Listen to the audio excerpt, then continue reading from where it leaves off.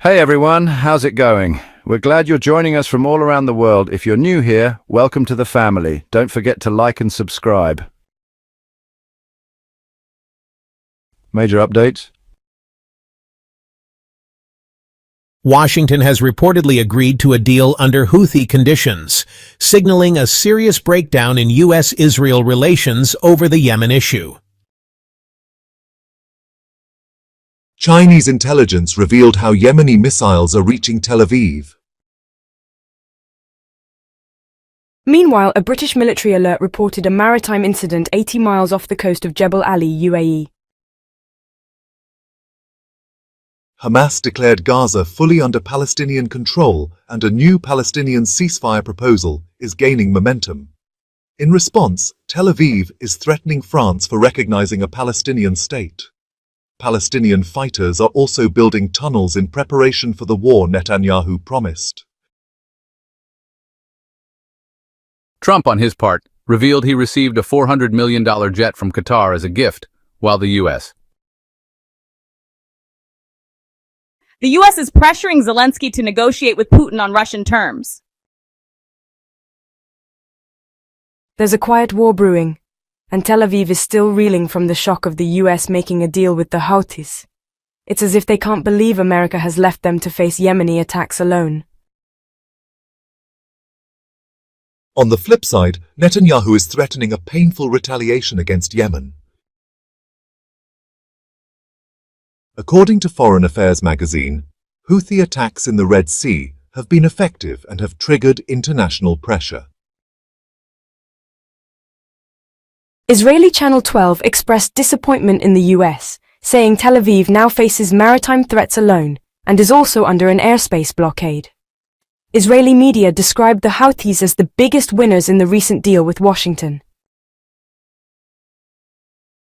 In an interview, former Israeli Defense Minister Avigdor Lieberman said he's never seen relations between Tel Aviv and Washington this bad.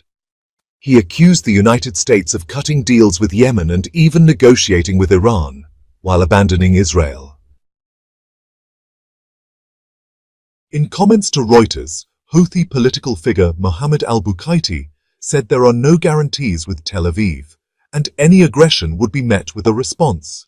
He said past attempts by the United States and the United Kingdom had failed, and so would any from Israel.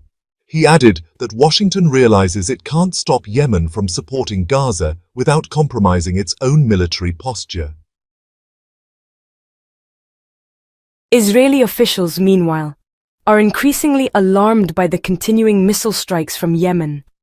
Lieberman commented again, saying it's unbelievable that millions of Israelis are still living in bomb shelters more than a year and a half into the war. He spoke after Yemen launched a hypersonic ballistic missile at Ben Gurion Airport, causing mass panic. According to Israeli business outlet Calculist, Yemeni ballistic missiles are now a serious challenge to Israel's defense systems due to advanced tech that allows them to change course mid-flight, making them hard to intercept. The report highlighted multiple defense system failures, pointing to critical security flaws and urging a strategic military review.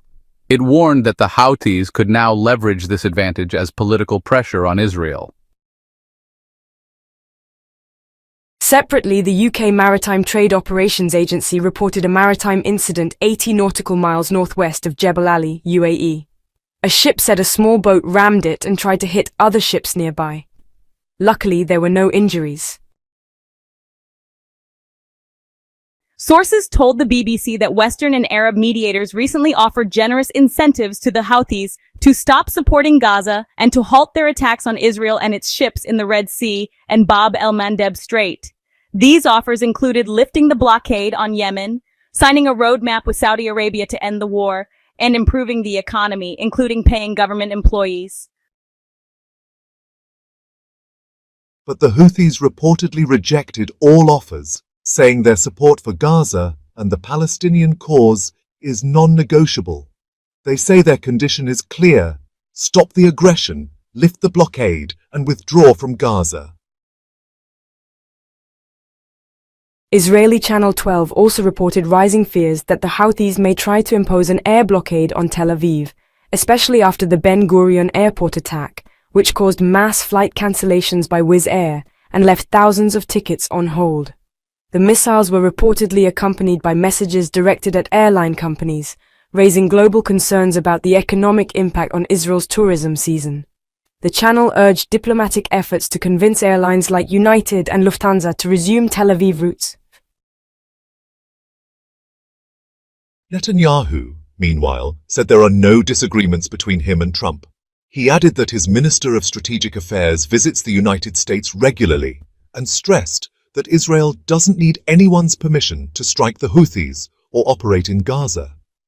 He said the United States acted on its own and will pull out when it sees fit. Switching gears to Palestine, former Israeli Prime Minister Ehud Olmert told the Jerusalem Post that Israel should end the war in Gaza and withdraw entirely.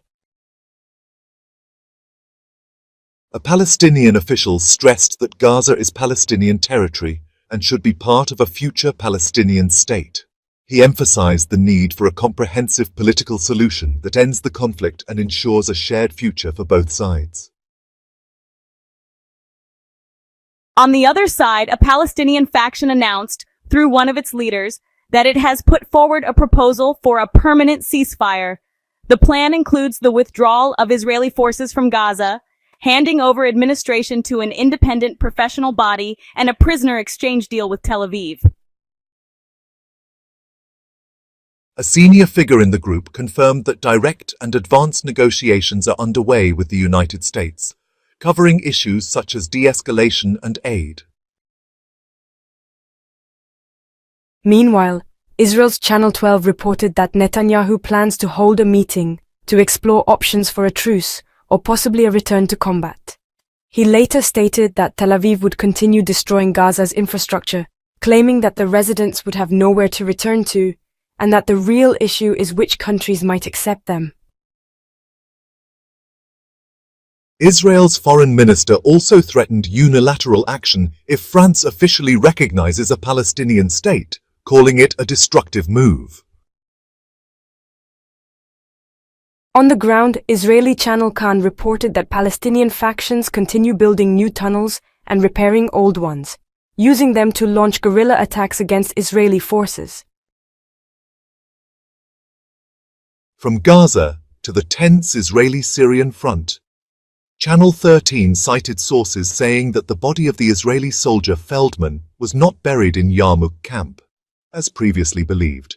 Instead, it was retrieved from deep within Syrian territory, without any Israeli troops on the ground, and without involvement from the Druze community or the Russians. The channel suggested that another set of remains may belong to a soldier named Ayohen. In a surprising political development, Israeli media reported a shift in diplomacy. The new Syrian government, led by al-Sharaa, has offered to cooperate on oil and peace talks in exchange for easing U.S. sanctions on Damascus.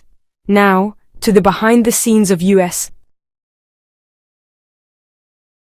U.S. Iran nuclear talks. Iran's foreign minister said negotiations with the U.S. have made significant progress compared to earlier rounds.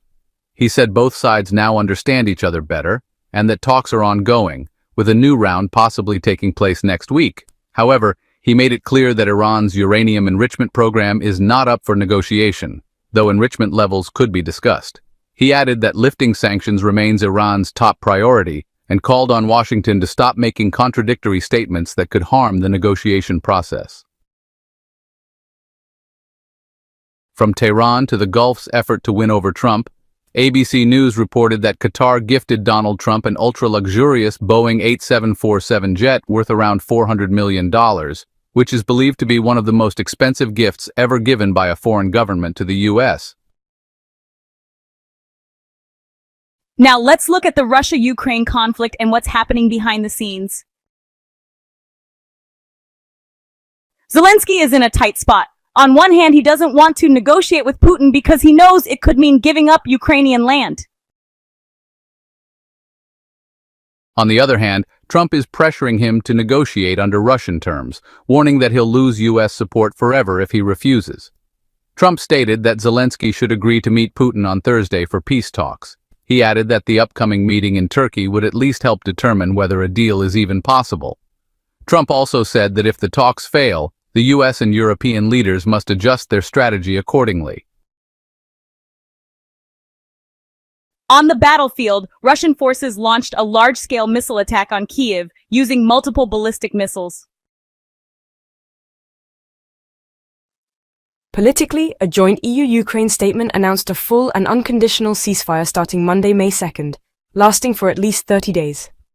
The statement stressed the continued efforts to utilize frozen Russian assets and warned that any Russian demands for conditions would be seen as a move to drag out the war. It also threatened new sanctions on Russia's